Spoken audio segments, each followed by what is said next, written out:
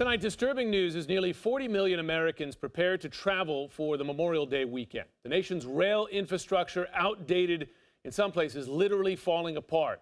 It's responsible for deadly derailments and a repair backlog in the tens of billions of dollars. CNN was granted rare exclusive access to the Northeast's crumbling rail infrastructure. And Renee Marsh has a story that you will only see here on Out Front. Deep inside the 106-year-old Hudson River Tunnel connecting New York and New Jersey, the concrete is cracked and crumbling. And after Superstorm Sandy flooded the tunnel, the situation became urgent. This salt is eating away at the concrete, it's eating away at the rails, it's eating away at the cables that go through here for power. Amtrak CEO Joe Boardman calls it one of the most glaring examples of aging railroad infrastructure in the United States. This is the busiest corridor in the Western Hemisphere. We got here because we didn't maintain our infrastructure. Every day, about 230,000 riders pass through it. The tunnel has been plagued by power failures. The power cables are 80 years old, causing shutdowns and massive delays for days. The repair backlog for 450 miles of rail from Boston to Washington, D.C. alone is $20 billion.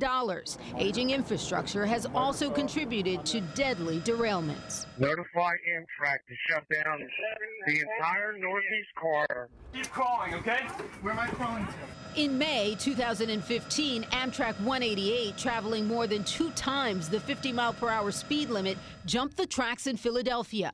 8 people were killed and more than 200 injured. Thousands of miles of railway lack technology called positive train control that can automatically slow speeding trains. Why has the industry as a whole taken so long to put that technology in place? It's really rather it takes time to make sure that works right. Across the country, 30 freight and passenger train accidents, 69 deaths, and more than 1,200 injuries could have been prevented had that technology been in place. But it's not just safety, it's speed.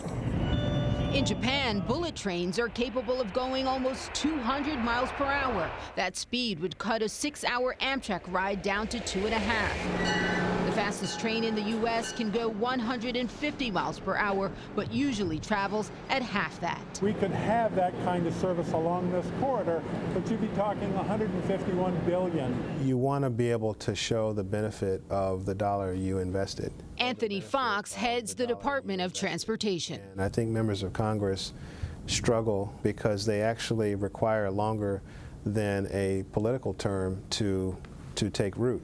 But for the busiest strip of track in the Western Hemisphere, speed takes the back seat to the urgent need to stop the crumbling. So Renee and I traveled through that tunnel on my way up here just yesterday. I mean, looking at that state, which is, I think, familiar to all of us, how did we get here? Why did we get here? Couple of things at play. Well, Amtrak, they just do not turn enough profit to pay for their maintenance as well as their improvements. So they rely heavily on the federal government. Last year, they got about $1.6 billion. That's about the annual rate that they get from the federal government. But you heard in the piece there, their backlog is $20 billion.